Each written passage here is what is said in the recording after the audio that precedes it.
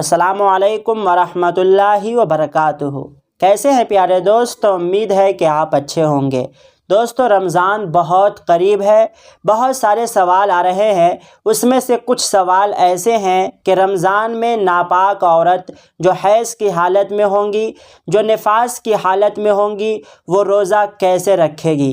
क्या वो रोज़ा नहीं रखेगी, रोज़ा को छोड़ देगी? अगर उस रोज़े को छोड़ती है तो फिर क्या करना होगा? उसे 60 मिस्कीनों को खाना खिलाना होगा, या फिर उसे 60 रोज़ा रखना होगा, या फिर क्या करना होगा?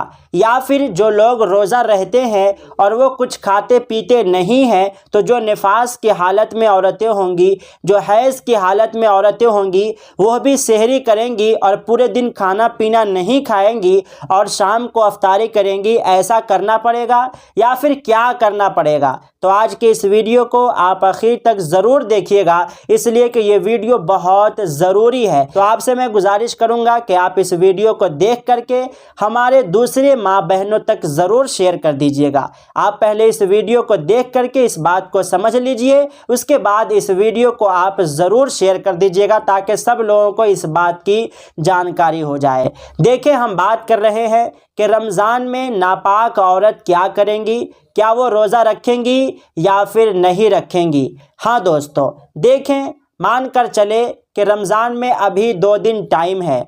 किसी औरत को 2 दिन पहले हैज़ का खून आया, यानी वो नापाक हो गई, और ये नापाकी चलती रहेगी कम से कम 6 से 7 दिन तक, ठीक है, या फिर 1 हफ्ता तक ये नापाकी चलेगी और रमज़ान आ जाएगा। तो औरत रमज़ान के दरमियान में, यानी रोज़ा के दरमियान में जितने दिन तक नापाक रहेगी उतने दिन तक रोज़ा नहीं रख सकती है, इसलिए कि हैज़ की हालत में रोज़ा रखना जायज़ नहीं है, निफास की हालत में रोज़ा रखना जायज़ नहीं है, बल्कि हराम है, रोज़ा नहीं रख सकती है। तो जितने दिन का औरत रोज़ा छोड़ेगी उस रोज़ा को रमज़ान के बाद अदा करेगी, इसलिए कि रमज़ान का रोज़ा फ़र्ज़ है। इस रोज़ा को रखना बहुत ज़रूरी है। अगर नहीं रख सकते हैं, या आपकी मजबूरी है, तो आप इस रोज़े को ईद के बाद रखिएगा, इसलिए कि ये रोज़ा आप पर कर्ज़ की तरह है। जिस तरह से हम किसी से पैसा लेते हैं और हमें पैसा लौटाना ज़रूरी होता है, अगर हम नहीं लौटाएंगे तो अल्लाह तबारक व तआला के यहाँ हमको हिसाब देना होगा। उसी तरह से ये रोज़ा है हम पर, अगर हम इस रोज़ा को छोड़ देते हैं या फिर नहीं रखते हैं, या फिर किसी भी मजबूरी के लिए हम रोज़ा को छोड़ देते हैं, तो इस रोज़ा को हमें पूरा करना होगा। ये रोज़ा हम पर कर्ज़ की तरह है ना? तो इस रोज़ा को आप ईद के बाद पूरा कर लीजिएगा। और बात रही कि क्या जो लोग रोज़ा रहते हैं और वो कुछ खाते पीते नहीं हैं, सहरी और अफ्तारी के अलावा, खाना वगैरह के अलावा, और पूरे दिन भूखे रहते हैं, तो क्या जो नापाक औरत रहेगी वो भी पूरे दिन ऐसे ही भूखे रहेगी या फिर वो खाना पीना खाएगी?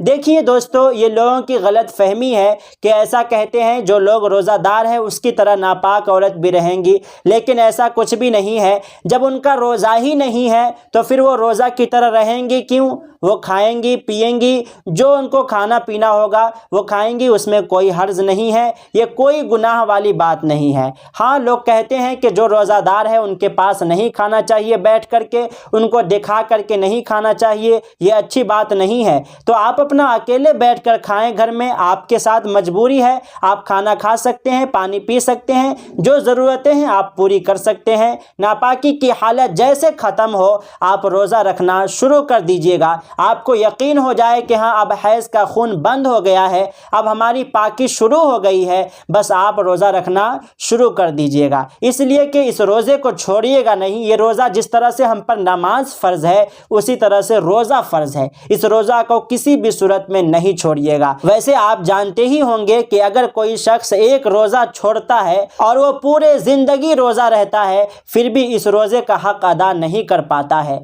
अगर कोई रोज़ा जानबूझ करके छोड़ता है तो उसको 60 मिस्कीन को 2 टाइम खाना खिलाना पड़ता है, या फिर 60 रोज़ा लगातार रहना पड़ता है, उसमें एक रोज़ा छूटा तो फिर 60 रोज़ा रखिए, यानी नागा नहीं करना होता है। इस तरह से रोज़ा रखना है। लेकिन आपके साथ मजबूरी है, आप रोज़ा को रखिए, लेकिन जितने रोज़े आपके छूटेंगे आप उतने ही रोज़ा की क़ज़ा करेंगे, ठीक है? मानकर चले आपका 2 रोज़ा छूटा, 3 रोज़ा छूटा, तो आप ईद के बाद सिर्फ 2 روزہ رکھیے گا، 3 روزہ رکھیے گا، آپ کا قرض ادا ہو جائے گا، یعنی رمضان کا چھوٹا ہوا روزہ ادا ہو جائے گا۔ جی ہاں، یہی بہتر طریقہ ہے، یہی افضل طریقہ ہے۔ تو آپ سے گزارش ہے کہ آپ کو میری بات سمجھ میں آ گئی ہوگی، تو اس ویڈیو کو زیادہ سے زیادہ شیئر کیجئے، اس ویڈیو کو لائک کر کے چینل کو ضرور سبسکرائب کر دیجئے گا۔ ایک کمنٹ کر کے بتائیے کہ یہ ویڈیو کیسا لگا، اور آپ کا اگر کوئی سوال ہے تو آپ کمنٹ کر کے ضرور بتائیے گا۔ تو ملتے ہیں پھر دوسرے ویڈیو میں، جب تک کے لیے السلام علیکم، اللہ حافظ۔